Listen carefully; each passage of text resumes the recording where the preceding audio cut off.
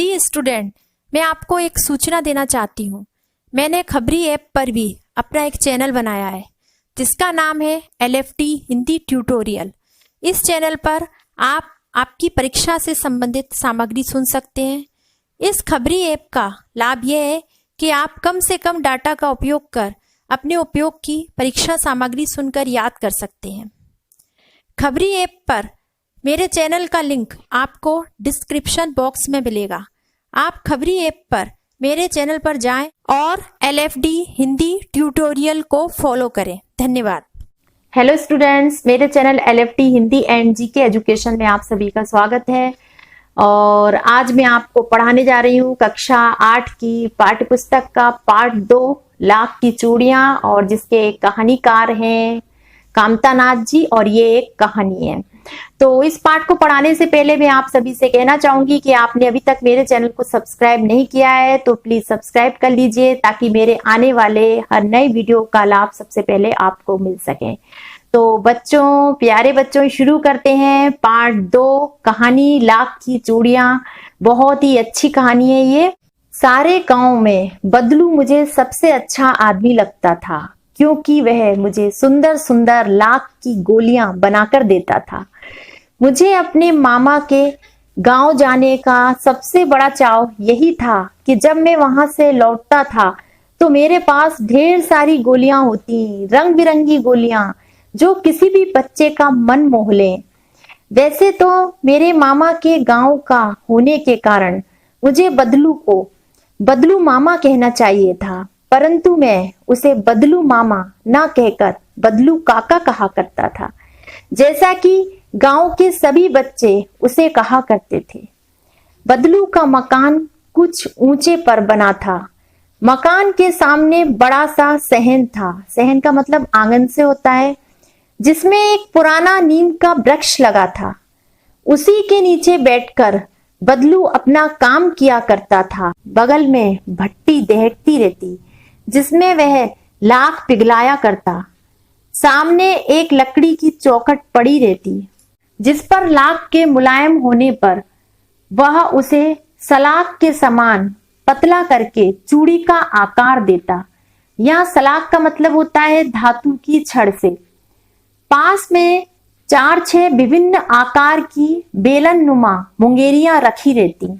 मुंगेरिया का मतलब है एक लकड़ी होती है जो ठोकने पीटने के काम आती है।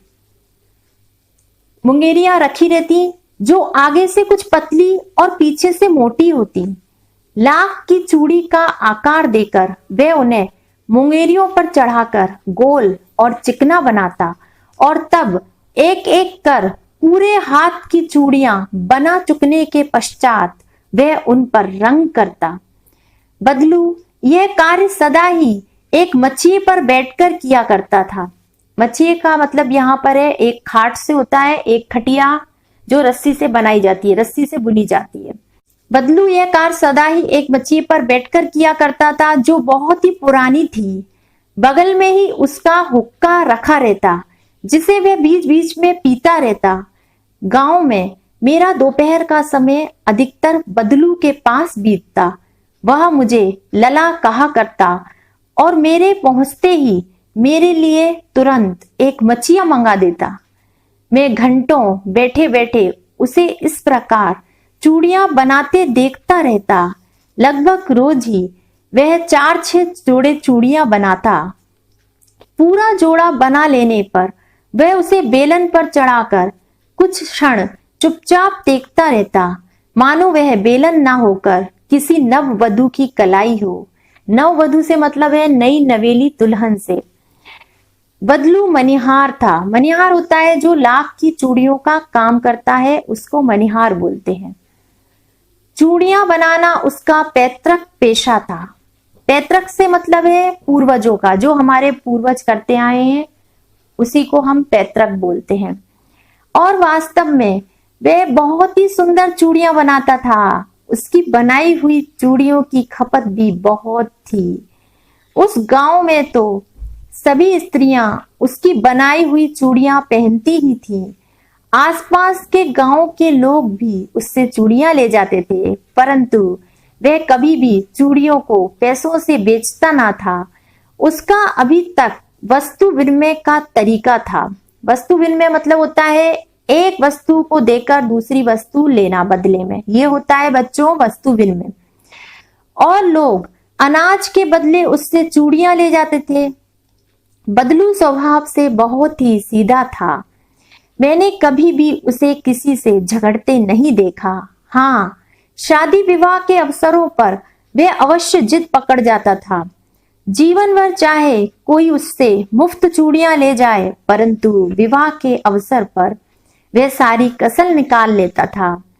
आखिर सुहाग के जोड़े का महत्व ही और होता है। मुझे याद है मेरे मामा के यहाँ किसी लड़की के विवाह पर जरा सी किसी बात पर बिगड़ गया था और फिर उसको मनाने में लोहे लग गए थे। लोहे लगना से मतलब होता है यहाँ पर पसीने आ गए थे। बड़ी मुश्किल से माना था बदलू। विवाह में इसी जोड़े का मूल्य इतना बढ़ जाता था कि उसके लिए उसकी घरवाली को सारे वस्त्र मिलते, ढेरों अनाज मिलता, उसको अपने लिए पगड़ी मिलती और रुपए जो मिलते सो अलग। यदि संसार में बदलू को किसी बात से चिढ़ थी तो वह थी कांच की चूड़ियां। कांच की चूड़ियों से चिढ़ थी। यदि किसी भी स्त्री के हाथों में उसे कांच की चूड़ियां दिख जाती तो वह अंदर ही अंदर कुड़ उठता। कुड़ उठना यानी जलने लगता था। और कभी कभी तो दो चार बातें भी सुना देता। मुझसे तो वह घंटों बातें किया करता। कभी मेरी पढ़ाई के बारे में पूछता, कभी मेरे घर के बारे में और कभी यूं ही शहर के जीवन के बारे में। मैं उससे कहता कि शहर में सब कांच की चूड़ियां पहनते हैं, तो वह उत्तर देता, शहर की बात और है लला, वहां तो सभी कुछ होता है। वहां तो औरतें अपने मर्द का हाथ पकड़कर सड़कों पर घूमती भी हैं और फिर उनकी कलाइयां नाजुक होती है ना, लाख की चूड़ियां पहने तो मोच ना आ जाए। कभी कभी बदलू मेरी अच्छी खासी खातिर भी करता। जिन दिनों उसकी गाय के दूध होता वह सदा मेरे लिए मलाई बचाकर रखता। और आम की फसल में तो मैं रोज ही उसके यहाँ से दो चार आम खा आता। परंतु इन सब बातों के अतिरिक्त जिस कारण वह मुझे अच्छा लगता वह यह था कि लगभग रोज ही वह मेरे लिए एक दो गोलियां बना देता। मैं बहुधा का मतलब होता है बहुत बार, हर गर्मी की छुट्टी में अपने मामा के यहाँ चला जाता और एक आध महीने वहां रहकर स्कूल खुलने के समय तक वापस आ जाता। परंतु दो तीन बार ही मैं अपने मामा के यहाँ गया होऊंगा, तभी मेरे पिता की एक दूर के शहर में बदली हो गई और एक लंबी अवधि तक मैं अपने मामा के गांव न जा सका। तब लगभग 8-10 वर्षों के बाद जब मैं वहां गया तो इतना बड़ा हो चुका था कि लाख की गोलियों में मेरी रुचि नहीं रह गई थी। अतः गांव में होते हुए भी कई दिनों तक मुझे बदलू का ध्यान ना आया। इस बीच मैंने देखा कि गांव में लगभग सभी स्त्रियां कांच की चूड़ियां पहने हैं, विरले ही हाथों में। विरले से मतलब है बच्चों यहाँ पर बहुत कम। बिरले ही हाथों में मैंने लाख की चूड़ियां देखी। तब एक दिन सहसा मतलब है अचानक से मुझे बदलू का ध्यान हो आया। बात यह हुई कि बरसात में मेरे मामा की छोटी लड़की आंगन में फिसलकर गिर पड़ी और उसके हाथ की कांच की चूड़ी टूटकर उसकी कलाई में घुस गई और उससे खून बहने लगा। मेरे मामा उस समय घर पर ना थे, मुझे ही उसकी मरहम पट्टी करनी पड़ी। तभी सहसा मुझे बदलू का ध्यान हो आया और मैंने सोचा कि उससे मिल आऊं। अतः शाम को मैं घूमते घूमते उसके घर चला गया। बदलू वहीं चबूतरे पर नीम के नीचे एक खाट पर लेटा था। नमस्ते बदलू काका, मैंने कहा।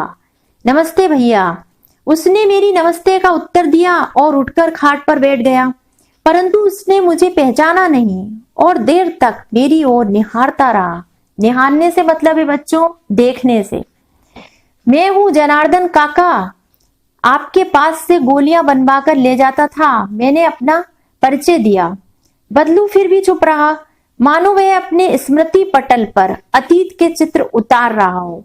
स्मृति पटल से मतलब है यादों से, पुरानी यादों से। और तब वह एकदम बोल पड़ा, आओ आओ लला बैठो, बहुत दिन बाद गांव आए, हाँ, इधर आना नहीं हो सका काका, मैंने चारपाई पर बैठते हुए उत्तर दिया। कुछ देर फिर शांति रही। मैंने इधर उधर दृष्टि दौड़ाई। दृष्टि का मतलब बच्चों नजर से है। ना तो मुझे उसकी मचिया ही नजर आई, ना ही भट्टी। आजकल काम नहीं करते काका, मैंने पूछा। नहीं लला, काम तो कई साल से बंद है। मेरी बनाई हुई चूड़ियां कोई पूछे तब तो। गांव गांव में कांच का प्रचार हो गया है। वह कुछ देर चुप रहा, फिर बोला, मशीन युग है ना यह लला। आजकल सब काम मशीन से होता है। खेत भी मशीन से जोते जाते हैं। और फिर जो सुंदरता कांच की चूड़ियों में होती है, लाख में कहाँ संभव है। लेकिन कांच बड़ा खतरनाक होता है, बड़ी जल्दी टूट जाता है, मैंने कहा। नाजुक तो फिर होता ही है लला। कहते कहते उसे खांसी आ गई और वह देर तक खांसता रहा। मुझे लगा उसे दमा है। अवस्था के साथ साथ उसका शरीर ढल चुका था। उसके हाथों पर और माथे पर नसें उभर आई थी। जाने कैसे उसने मेरी शंका भांप ली और बोला, दमा नहीं है मुझे, फसली खांसी है। यही महीने 2 महीने से आ रही है। 10-15 दिन में ठीक हो जाएगी। मैं चुप रहा। मुझे लगा उसके अंदर कोई बहुत बड़ी व्यथा छिपी है। व्यथा का मतलब बच्चों होता है पीड़ा से, दुख से। मैं देर तक सोचता रहा कि इस मशीन युग ने कितने हाथ काट दिए हैं। कुछ देर फिर शांति रही, जो मुझे अच्छी नहीं लगी। आम की फसल अब कैसी है काका? कुछ देर पश्चात मैंने बात का विषय बदलते हुए पूछा। अच्छी है लला, बहुत अच्छी है, उसने लहक कर उत्तर दिया और अंदर अपनी बेटी को आवाज दी, अरे रज्जो, लला के लिए आम तो ले आओ। फिर मेरी ओर मुखातिब होकर बोला। मुखातिब का मतलब है देखकर बोलना। माफ करना लला, तुम्हें आम खिलाना भूल गया था। नहीं नहीं काका, आम तो इस साल बहुत खाए हैं। वाह वाह, बिना आम खिलाए कैसे जाने दूंगा तुमको। मैं चुप हो गया। मुझे वे दिन याद हो आए जब वह मेरे लिए मलाई बचाकर रखता था। गाय तो अच्छी है ना काका, मैंने पूछा। गाय कहाँ है लला, 2 साल हुए बेच दी, कहाँ से खिलाता। इतने में रज्जो, उसकी बेटी, अंदर से एक डलिया में ढेर सारे आम ले आई। यह तो बहुत है काका, इतने कहाँ खा पाऊंगा मैं, मैंने कहा। वाह वाह वाह, वह हंस पड़ा। शहरी ठहरे ना, मैं तुम्हारी उम्र का था तो इसके चौगुने आम एक वक्त में खा जाता था। वक्त से मतलब बच्चों है टाइम से, समय से। आप लोगों की बात और है, मैंने उत्तर दिया। अच्छा बेटी, लला को 4-5 आम छांट कर दो, सिंदूरी वाले देना। देखो लला कैसे हैं, इसी साल ये पेड़ तैयार हुआ है। रज्जो ने 4-5 आम अंजलि में लेकर मेरी ओर बढ़ा दिए। अंजलि से मतलब है हथेली से। आम लेने के लिए मैंने हाथ बढ़ाया तो मेरी निगाह एक क्षण के लिए उसके हाथों पर ठिठक गई। गोरी गोरी कलाइयों पर लाख की चूड़ियां बहुत ही फब रही थी। फबने से मतलब है बहुत ही अच्छी लग रही थी, बहुत ही सुंदर लग रही थी। बदलू ने मेरी दृष्टि देख ली और बोल पड़ा, यही आखिरी जोड़ा बनाया था। जमींदार साहब की बेटी के विवाह पर 10 आने पैसे मुझको दे रहे थे। मैंने जोड़ा नहीं दिया, कहा शहर से ले आओ। मैंने आम ले लिए और खाकर थोड़ी देर पश्चात चला आया। मुझे प्रसन्नता हुई कि बदलू ने हार कर भी हार नहीं मानी थी। उसका व्यक्तित्व कांच की चूड़ियों जैसा ना था कि आसानी से टूट जाए। बच्चों, अब हम पढ़ते हैं इस कहानी के प्रश्नोत्तर। तो पहले प्रश्न है कहानी से, जिसमें पहला प्रश्न है, बचपन में लेखक अपने मामा के गांव चाव से क्यों जाता था और बदलू को बदलू मामा ना कहकर बदलू काका क्यों कहता था। इसका उत्तर ये है बच्चों, बचपन में लेखक अपने मामा के गांव चाव से इसलिए जाता था क्योंकि बदलू मनिहार उसे लाख की रंग बिरंगी गोलियां देता था। वह बदलू को बदलू मामा ना कहकर बदलू काका इसलिए कहता था क्योंकि गांव के सभी बच्चे बदलू को बदलू काका कहकर पुकारते थे। अगला प्रश्न है बच्चों, वस्तु विनिमय क्या है, विनिमय की प्रचलित पद्धति क्या है। इसका उत्तर है, वस्तु विनिमय में किसी वस्तु के बदले मनचाही वस्तु प्राप्त की जाती है। जिस प्रकार से बदलू लाख की चूड़ियों के बदले अनाज या दूसरा सामान लाया करता था, और यही वस्तु विनिमय कहलाता है। अगला प्रश्न है, मशीनी युग ने कितने हाथ काट दिए हैं। इस पंक्ति में लेखक ने किस व्यथा की ओर संकेत किया है? इसका उत्तर है मशीनी युग ने कितने हाथ काट दिए हैं। इस पंक्ति के माध्यम से लेखक ने बेरोजगारी की ओर संकेत किया है। आजकल सारे काम मशीनों से किए जाने लगे हैं। बेरोजगारी के कारण लोग भुखमरी के शिकार हो जाते हैं। लेखक ने आजकल के कारीगरों की इसी व्यथा की ओर इस कहानी में संकेत किया है। अगला प्रश्न है, बदलू के मन में ऐसी कौन सी व्यथा थी जो लेखक से छिपी ना रह सकी? इसका उत्तर है बच्चों, बदलू लाख की चूड़ियों का काम करता था। मशीनों के आने से उसका यह काम छिन चुका था। बदलू को कांच की चूड़ियों से नफरत थी। बदलू को लगा कि हाथ के हुनर की जगह अब बाहरी चमक दमक को महत्व दिया जाने लगा है। मतलब लाख की चूड़ियों की जगह अब कांच की चूड़ियां चलने लगी है। बदलू के मन की यही व्यथा थी जो लेखक से छिपी ना रह सकी। अगला प्रश्न है, पांचवा प्रश्न, मशीनी युग से बदलू के जीवन में क्या बदलाव आया? इसका उत्तर इस प्रकार से है बच्चों, मशीनी युग से बदलू के जीवन में यह बदलाव आया कि वह बेरोजगार हो गया, उसका काम छिन गया, उसे अपनी गाय बेचनी पड़ी, वह बहुत कमजोर हो गया और साथ में बीमार भी रहने लगा। अब अगले प्रश्न है कहानी से आगे, उसमें प्रश्न नंबर 1 है, आपने मेले बाजार आदि में हाथ से बनी चीजों को बिकते देखा होगा। आपके मन में किसी चीज को बनाने की कला सीखने की इच्छा हुई हो और आपने कोई कारीगरी सीखने का प्रयास किया हो तो उसके विषय में लिखिए। तो इसका उत्तर बच्चों आप अपने दिमाग से भी दे सकते हो। अगर आप मेले में गए हो और आपने कई चीजों को जो हाथ से बनती हैं उनको देखा होगा बिकते हुए, तो आप उसके बारे में बता सकते हो, लेकिन मैं इसका उत्तर आप लोगों को बताऊंगी। मैंने मेले बाजार आदि में हाथ से बने कई सामान जैसे पंखे, खिलौने, रंग बिरंगी टोपियां आदि बिकते देखे। मैंने एक टोपी बनाने वाले कारीगर से टोपी बनाने की कला सीखी। प्रारंभ में थोड़ा मुश्किल लगा, लेकिन धीरे धीरे यह काम मैं सीख गया। अगला प्रश्न है प्रश्न नंबर 2, लाख की वस्तुओं का निर्माण भारत के किन किन राज्यों में होता है? लाख से चूड़ियों के अतिरिक्त क्या क्या चीजें बनती हैं, ज्ञात कीजिए। तो इसका उत्तर है लाख की वस्तुओं का निर्माण कर्नाटक, राजस्थान आदि कई राज्यों में होता है। लाख से खिलौने, चूड़ियां, आभूषण, मूर्तियां आदि कई चीजें बनाई जाती हैं।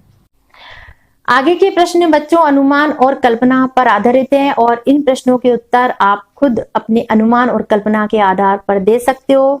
आज का मेरा ये टॉपिक यहीं पर समाप्त होता है। आज का मेरा ये टॉपिक बच्चों आपको अच्छा लगा हो तो प्लीज इसे लाइक कीजिए और आपके जो फ्रेंड्स आपकी तरह आपकी क्लास में पढ़ रहे हैं उनके साथ इसे शेयर कीजिए। और जो मेरे चैनल पर नए हैं उनसे मैं कहना चाहूंगी कि आप मेरे चैनल को सब्सक्राइब जरूर कीजिए। धन्यवाद।